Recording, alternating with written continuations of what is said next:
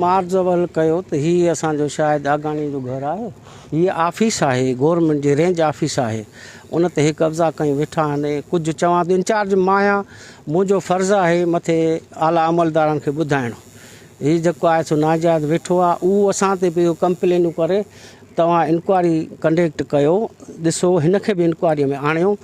असां सां ॾाढी तकलीफ़ आहे मूंखे, ऐं तमामु तकलीफ़ इज़त जी पहुती आहे। मां रिक्वेस्ट कंदुमि तव्हांखे बि त मुंहिंजो आला अमलदार, मां त चवां थो जुडिशनल इंक्वायरी थिए त हिनखे बि आणियो। तव्हांजी वॾी महिरबानी। तव्हां आया आहियो सरज़मीन ॾिसणु, तव्हां बहितरु, ॾाढो सुठो कमु थी वियो मुंहिंजे लाइ। तव्हां आयो महिरबानी। के जेको आहे सो ॾिसो था, हिकिड़ो ॾार आहे जेको तारुनि ते किरे पियो, लड़ी पियो हो हिन में तूफ़ान में।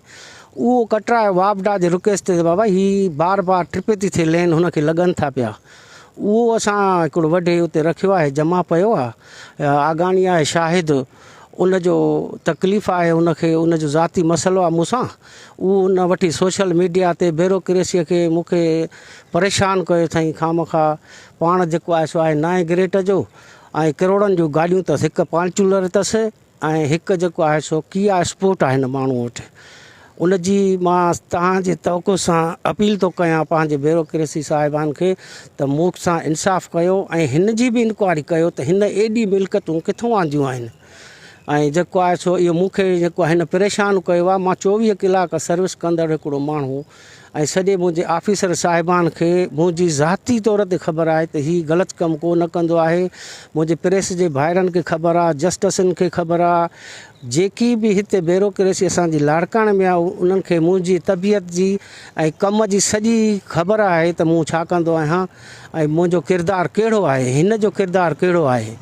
मां इन करे चवंदुसि त मुंहिंजो इंसाफ़ कयो वञे, हिन सां हिनखे बि इंक्वायरी में आंदो वञे त हिन भई एॾियूं प्रॉपर्टियूं किथां आंदियूं हिन। हीअ जो मूं ते इल्ज़ाम थो हणे वणनि जा, तव्हां साईं जन ॾिठो त हीउ ॾार कटियल आहे। हीअ जेको आहे सो तमामु बदअख़लाक़ी कंदो आहे असां सां। मां चवंदा त बाबा घणी असांजी बिजली इस्तेमालु न कयो, गवर्नमेंट जी आहे।